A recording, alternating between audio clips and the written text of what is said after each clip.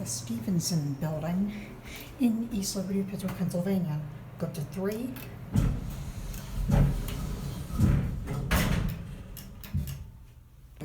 At the Stevenson building in East Liberty, Pittsburgh, Pennsylvania. This is a brand new Hadfield elevator. I'm not sure if this was modernized or newly installed.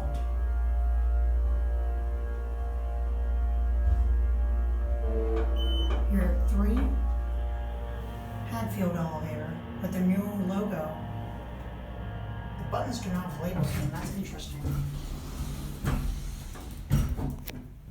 That door is really noisy and vibrating. We'll go back down to 1. The chime is really loud and I just don't want it to ring. I apologize about that. This elevator is pretty loud in general, including the motor and everything. 88 phone, pretty basic fake wooden snap cab. Here's your lights. I'm not going to go down to the basement because I'm unsure about the people down there. Case fire elevator is out of service. Here back at 1. The other elevator in the Stevenson building is much older and is relay controlled, just innovated by Hadfield. This one I'm not sure though.